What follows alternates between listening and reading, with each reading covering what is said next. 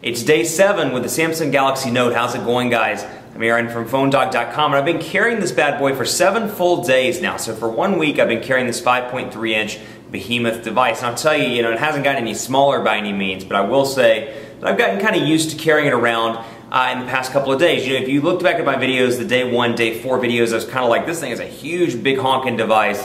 I did just say big honking on camera, but big honking device, and I'm never going to get used to it. Now, I will say it's not gotten any smaller by any means, but I'm at least used to carrying around something this big. It's still a great conversation starter. Probably 15 or 20 times now people have come up to me in restaurants or in bars or wherever it is that I'm at, and they've been like, is that a tablet or is that a phone? I've been passing on the phone, and people are like, excuse me, is that a tablet or is that a phone? I'll sit down, I kind of pull up my phone away from the ear and talk to them a little bit and tell them what it is. But it's definitely a different device. It's very much a hybrid between a phone and a tablet. And obviously you knew this already, but especially you really see how much of a hybrid it is when you're carrying it out and about in public, and people are like, wow, what is this thing? So it's a little bit different. I will say I'm still getting used to the size. I'm still getting used to, it's got a big, beautiful 5.3-inch HD display. I'm really enjoying the display, and I was actually sick on Tuesday, and for like the first time in 5 years, I missed a day of work. And so I was out Tuesday totally sick with this awful stomach bug, which I don't even want to talk about, but this 5.3-inch display was great for reading things on the internet, for doing email, for checking news stories and more, because it was a nice big display and I didn't have to pull out my laptop while I was sitting there on my couch, essentially dying from this crazy stomach bug that I had. So I could use this, and I was, responding. Tuesday night rolled around, because Tuesday afternoon I wasn't touching anything. I was just out sick. But Tuesday night, Wednesday morning rolled around, and I was checking my emails and responding to everything on this device. So it really made for a great kind of computer replacement machine while I was out. So I really noticed that, really did a good job with that. It delivered, it was nice and fast, and still is nice and fast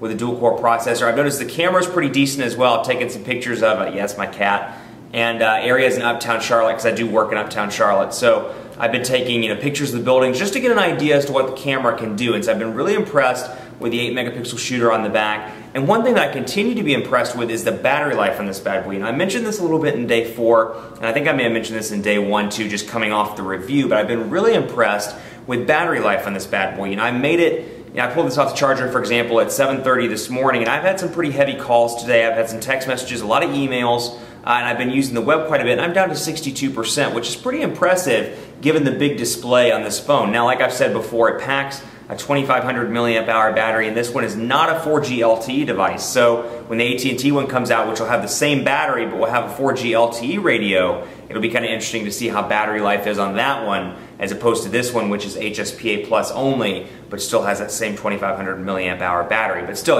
really impressed with battery life, and it must have known that I was talking about it because it just dropped to 61%. But pretty impressed with the battery life, all across the board. Even when I was using this thing pretty heavily while I was out, and it was kind of my laptop replacement, I was getting to the end of the day and still having, 25–30% of battery life remaining. So I've had a hard time killing the battery on this with everything that I've put it through. So really impressed there, and that makes me think this will be a good device to travel with when I finish out my 30 days and I'm traveling with this device in Barcelona for Mobile World Congress. Still working on the music front. I still do miss, like I said in day 4, the iOS ecosystem, just because I had a lot invested in that. You guys have been great by mentioning some great programs, Double Twist, which I've actually used before, of course Google Music. I mean, there are some programs that work around that. My point with that with day 4 was just to say there's no real, one-step solution like there is with iOS or like there is with iTunes. I mean, there's no I can't just go click, click, there's my music. I feel like it's just, this list of things that I have to do. I have to download this and sync this and program this and plug this cable in, and that's what I'm saying. I mean, despite working in this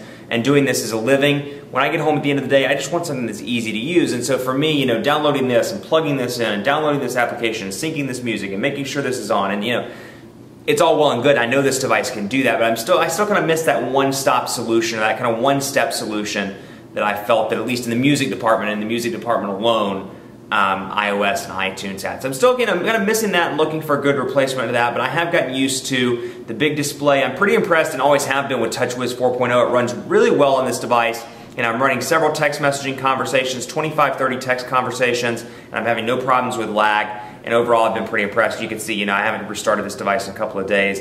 Still very speedy all across the board. So I've been pretty impressed with it. Like I said, I'm getting used to the size, so it's good to see that in day 7, I'm kind of adjusting to that and getting used to holding it up to my ear. Like I said, I was using the iPhone to pull some content off the other day, and I was like, this is a small display. I had to get some email addresses off of the old device. And I was like, man, what a small display in comparison to this 5.3-inch display on the Galaxy Note. So I'm still getting used to it, loving the internet capabilities, loving the YouTube capabilities, but this is only day 7, so we'll see where I stand in a couple of days when I report back to you with another update.